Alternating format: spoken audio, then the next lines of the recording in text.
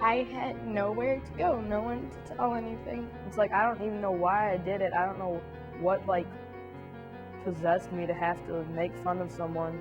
I didn't think anyone thought anything of me but that I was fat and that I was stupid. Maybe I thought making fun of Sarah was cool, or that would make me have more friends or something. I just remember thinking that no one liked me, that I had no one. She was like, you guys are like really hurting me, and maybe that was like our goal. Ashley bullied Sarah relentlessly. Ashley and some of her friends made Sarah's life miserable for years. They saw what she was doing and they know that they didn't want that on them, so they just figured we'll do whatever Ashley wants. We just figured we'll be cool, whatever cool is. And cool was not talking to me. The bullying got so bad that Sarah didn't want to go to school. I wanted to stay home in my bed with the comforter pulled way over my head. And she'd be like, I cried myself to sleep at night because you guys, like, I can't believe you guys are doing this to me. And you're just like really mean to her, I guess. Why do you think bullying is so common among teens?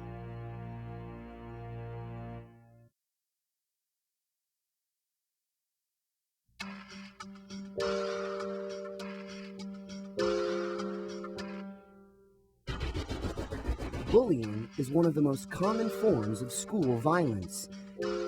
As many as 3 in 10 students are victimized by bullies, or are bullies themselves.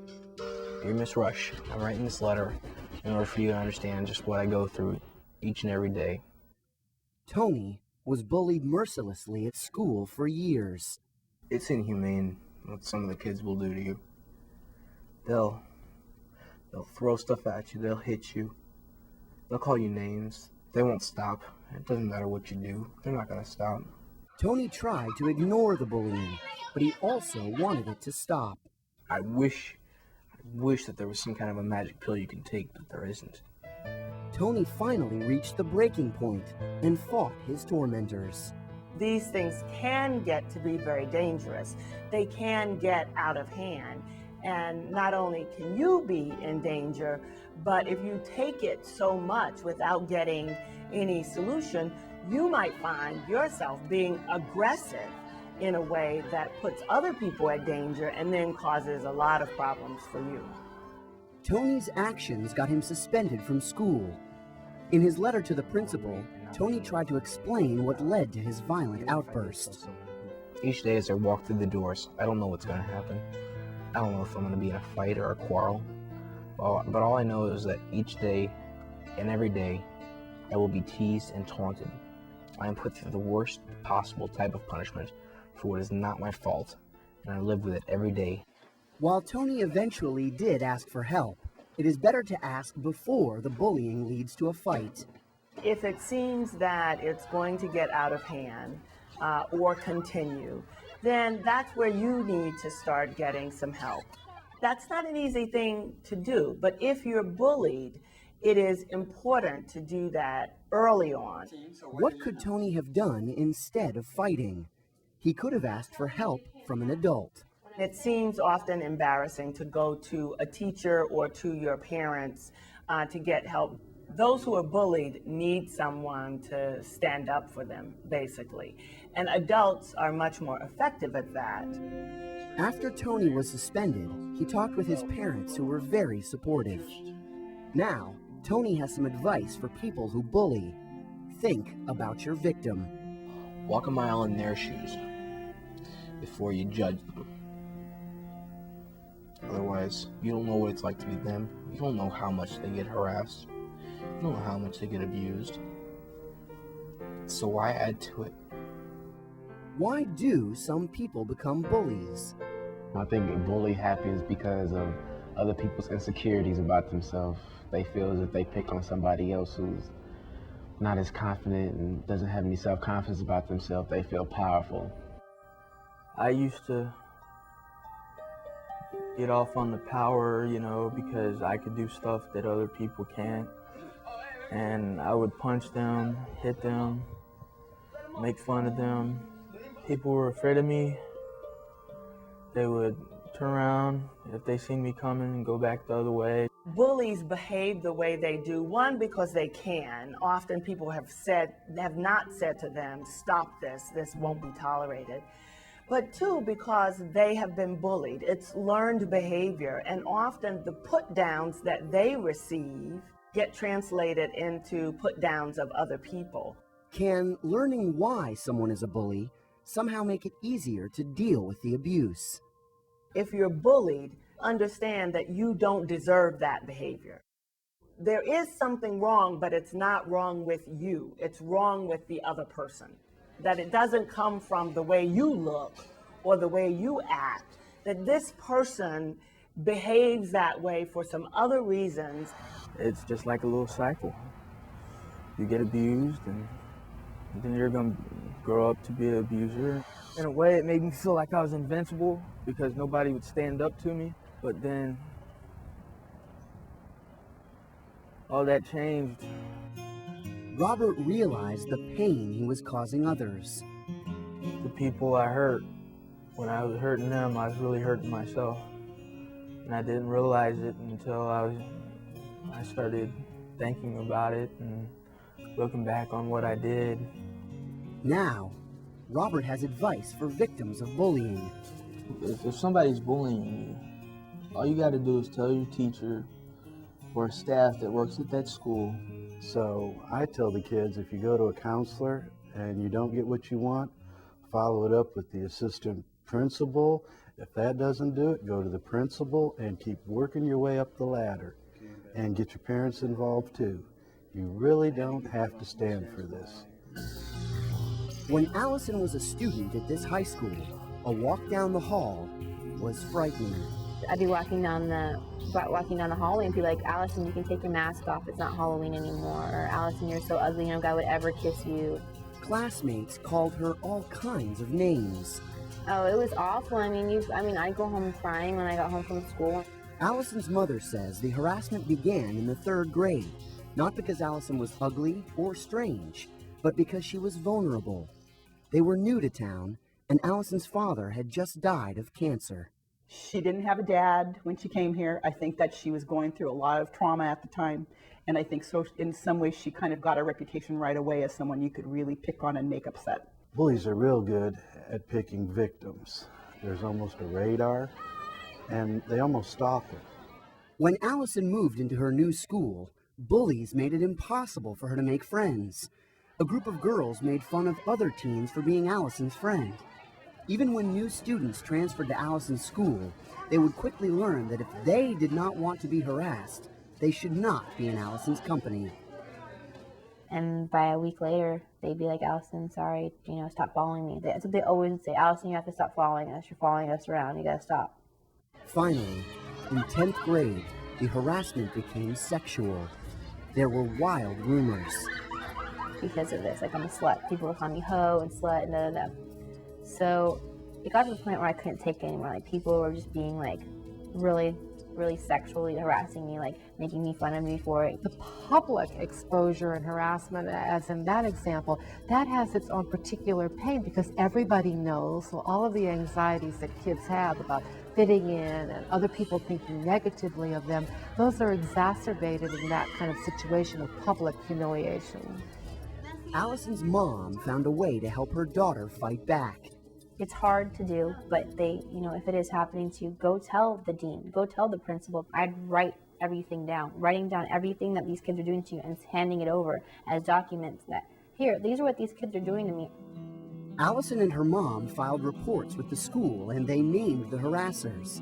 The school district eventually agreed to start a committee to address bullying and sexual harassment on school grounds. It can be addressed through school programs. It can be addressed through the atmosphere, through the environment in the school. It is helpful when schools take a prevention approach to the problem of bullying or violence even generally. More importantly, where generous, empathetic behavior is rewarded. That is part of the school climate that can be very effective in reducing the bully and reducing the power of the bully in that setting. Allison and her mom looked for a new school with a different environment. one that did not tolerate bullying and sexual harassment. They found one, and For once, guys came up to me and complimented me, For once, people wanted to be my friends, people wanted to, actually come up to me and see how I was doing, how my day was going. I never had any of that before, and it was really nice for once in my life to finally get the treatment that I deserve. Allison learned a crucial lesson that every teen should know.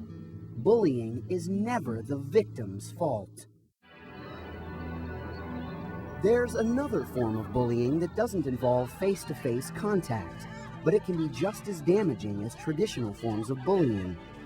Trisha is a victim of cyberbullying. Cyberbullying is bullying that takes place by email, instant messaging, text messaging, or at websites. I went to check my email and I found out that I had like 300 emails saying that I was a whore and everything. It was scary for a while. I mean, if a lot of people did think that about me, I was like, oh my gosh. Experts say cyberbullying is becoming more and more common. And all you have to do is hit that send key and it's done. And with cyberbullying, it doesn't stop. It often grows and one comment leads to another and you never know when it's going to come back. What are the best ways to stop it? Teaching them to think about how they would feel. What if the tables were turned? What if they were the one being bad-mouthed and nasty emails were going out, or rumors or IMs going off on everybody's cell phones? Trisha decided the best strategy for her was to ignore the cyber threats. But that doesn't always work. It depends on the situation. There's some things that you can ignore, and if it does not stop, then you obviously are forced into a situation where you have to confront it. With cyberbullying, you have an advantage. You will have written examples of the bullying to show adults who can track down and confront the bullies. It's important for teens to understand that just because something is happening on the internet, it doesn't become less of a crime. It doesn't become less painful. It doesn't become less of an assault. In fact, it probably becomes more of a documentable assault and potentially a crime.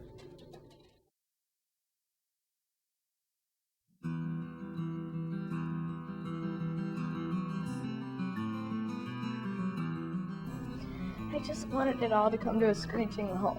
Ashley led the group of teens who bullied Sarah. Eventually, it stopped. Why? It helped that Sarah found some friends who supported her. And once I made friends with 2 or 3 people really well and we had fun, then it doesn't seem so bad. And Ashley gradually changed over time.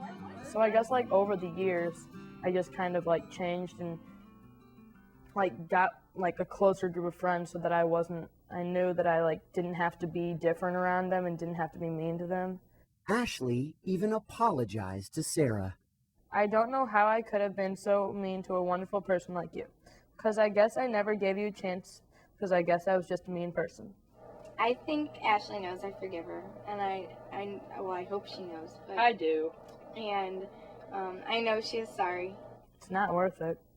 It just hurts you in the long run. It's going to be with the other person for a long time, but it's going to hurt you the most. To know that you were so mean to that person. And you had no reason to do it. What's the best way to prevent yourself from becoming a victim? Students at Sarah and Ashley's school decided to form an anti-bullying committee after another student in their school was relentlessly bullied. One of their teachers supervises it. So let's do some brainstorming and talk about what the vision will be. In your class and in our class, there's different types of bullying, and so you'll be handling it with different types of ways. So I think, if there's hardly any tolerance, then maybe people will think twice before they do it.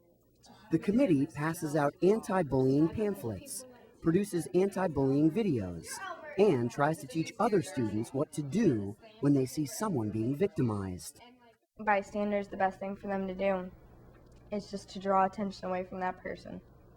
Just give them a break, just give them a breather, and then talk to them, or maybe suggest that they go talk to someone else that can really help the situation altogether.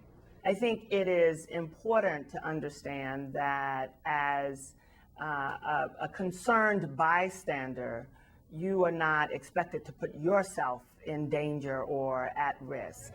That standing up when there is a verbal assault on someone is important, but if it looks as if there's going to be a physical assault, then it's always important to get the adult. Sarah found some friends who banded together to help deflect attention away from the bullying. It worked. And I guess I'm lucky because I guess it could have gone on. I bet it really could have. I think that it has sort of in a way taught me to be a better friend and to be there for other people. And I think that in everyday life and in the school classrooms that I'm in now, I can always think back to that and be like, I know how I felt and I know how this person's gonna feel. What do you think could be done to control bullying at your school?